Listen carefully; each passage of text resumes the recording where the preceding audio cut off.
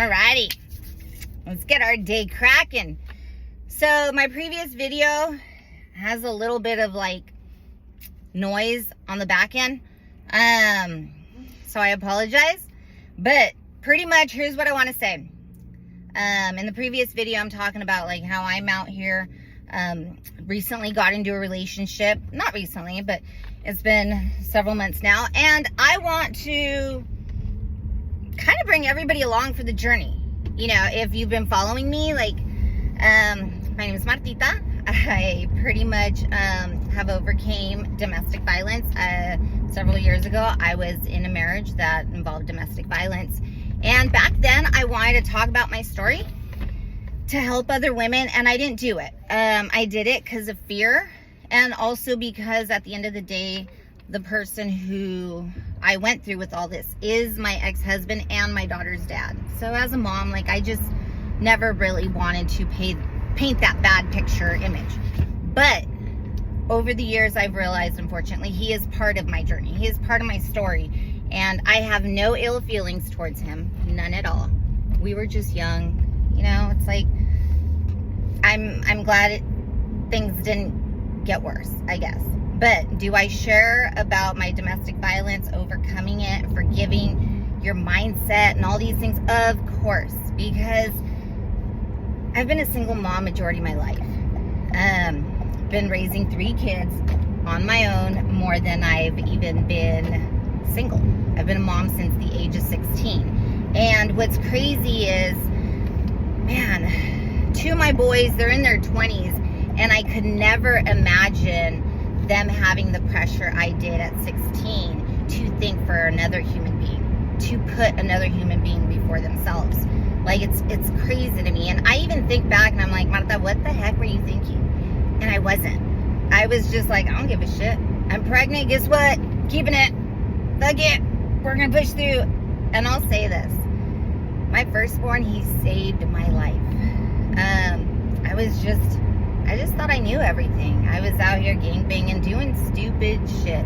Shit I didn't need to, but I like to test my limits. I like to see what I was capable of doing. It wasn't me like ever competing with anybody. I was just like, I want to do that. I want to do that.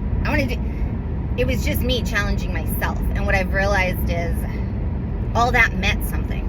And that's where like I put it into play as an adult, and now especially in my 40s, where I'm just like, all that shit I wanted to do when I was younger, it was for a reason. You know what I mean? And people were trying to like, nah, sit down, don't talk about that stuff.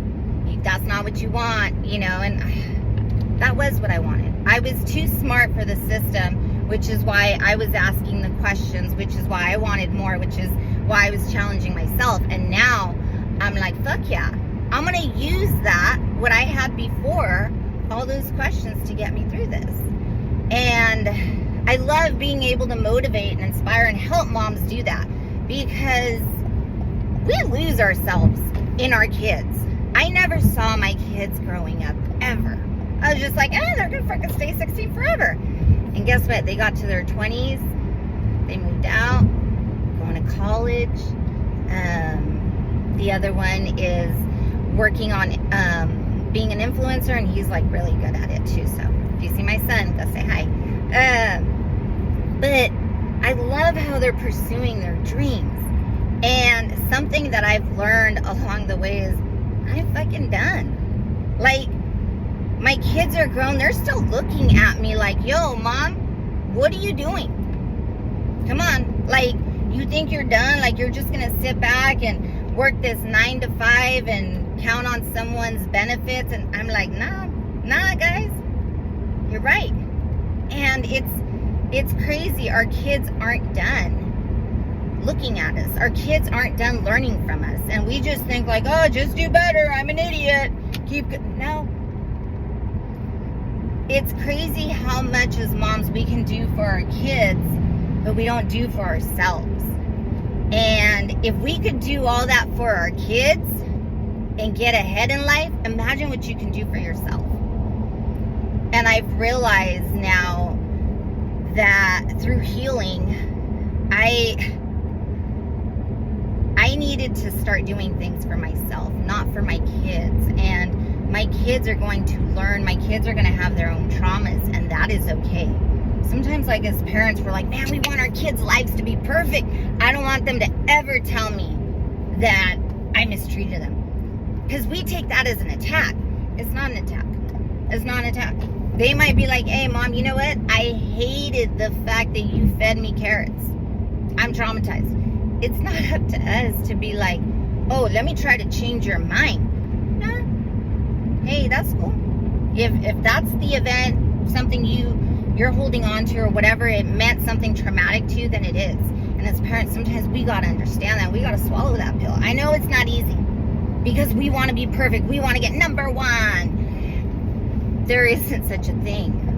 The point is to keep doing better, to keep being better, and for them to do the same. And they're going to tweak certain things that we do so that they can become the parents they want to be. And that is okay. It's called growth. You know, but I know, like, a lot of people are like, well, my parents didn't do this. That was their job. Their job was to not do that. Their lack of made you parent differently. It made you be a different mom. It made you understand your kids a little bit differently. You know, maybe it took some time, but you're like, I know how that fucked with me, so I want to do that differently with my kids. And you know what? I'm going to tell you something. When you're tweaking the formula like that, you're going the opposite. There's no guarantee. And we think there is. We tell our parents, like, well, this is what I did, so I did it better. No. There's no guarantee that's what it was. It's just life.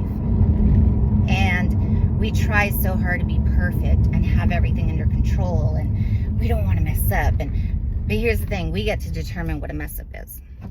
So many people thought me getting pregnant at 16 was a fuck up. It was my blessing. It was my calling. And nobody else probably could have dealt with that. Maybe other people could deal with addiction. Maybe I couldn't. I could handle being pregnant. I could handle being homeless with a kid. Maybe that's what I could handle. And it's not up to me to measure according to anybody else. Like, that's just, for me, I'm just like, damn, girl, you were 16. You came from a shitty home. You were raped as a kid. Your mom would beat the heck out of you. Man, everybody said all odds were against me. Everybody said I was a fuck up. Like my uncles, Martita, you're a black sheep. Nobody fucking wants you. And you know why? Because I used to always question everything. Why do you have a side piece, Theo? Why are we sitting with a side piece at the table? Why are we calling her Tia? Why? And they'd be like, hey, quiet, quiet. So nobody liked me. And I'm good with that. You know why? Because I didn't want to keep quiet. I didn't want to live like that. I didn't want to sit at the table with my dude's side piece. Because that's what my uncles were raising me to think. That's what my mom was raising me to think was normal. Because she didn't teach me how to value myself, how to love myself. Nobody teaches us that until we go through life. And we got to fall. We got to break, crumble down. And then we have to build our own foundation. But we have to be willing to be there. And a lot of us, we go through depression. We go through anxiety, a lot of mental health issues.